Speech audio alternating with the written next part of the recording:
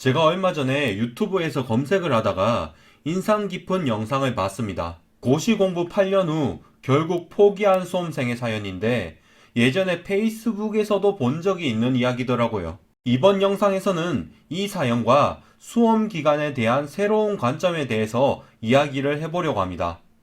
사실 정확히는 7년 반 정도 공부하고 포기한 이야기였습니다. 회계사 시험으로 시작해서 1차 합격은 했지만 계속 2차는 불합격했더라고요. 도저히 안 되겠어서 세무사 시험도 봤는데 세무사 시험도 역시나 1차만 계속 붙고 2차는 결국 불합격했다고 합니다. 정신 차려보니 7년 반이나 시간이 흘러 있었다고 합니다. 글쓴이는 도저히 합격할 수 없다는 생각이 들어서 포기했고 책을 불태우면서 결국 울었다고 하더라고요.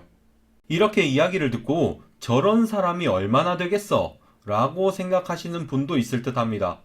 그런데 의외로 이런 장수생들이 많습니다. 이분이 못나서 그런 거라고 생각하실 수도 있는데 포기해야 할 때 제때 포기 못하면 정신 차렸을 때 장수생이 되어 있는 그런 경우가 많습니다. 고시 공부란 게 정말 마약 같습니다. 하면 될 것 같고 남들은 하면 되는데 정작 나는 안 되는 그런 경우가 있습니다. 실제로 저는 예전에 공부 상담하면서 삼수 실패하고 세무사 시험 보다가 이것까지 장수생의 길로 접어든 분을 봤습니다.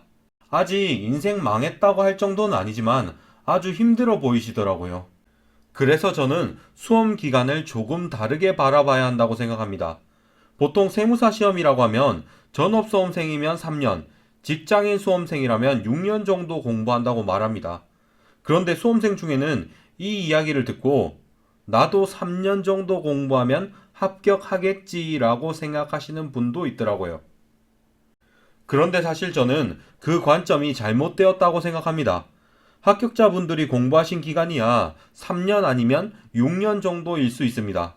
그런데 그건 합격하신 분들의 이야기고 현실에서는 3년 공부하고 포기하신 분들이 더 많을 거라는 거죠. 그러니까 여러분은 수험 기간 채우면 합격이라는 생각을 버려야 합니다. 그것보다는 내가 이 공부를 계속했을 때 합격할 수 있을지 없을지 판단하는 기준이 이 정도 기간이라고 생각하시는 게 낫습니다. 수험 기간이 3년이니까 3년 공부하면 합격하는 게 아니라 노력해서 되는 시험인지 아닌지 판단하는데 3년이 걸린다고 생각하시는 겁니다. 예전에 제가 다른 영상에서 말씀드렸던 것을 다시 말씀드리고 마치겠습니다. 고시 시험에 합격한다고 항상 인생 역전이 되는 것은 아닙니다.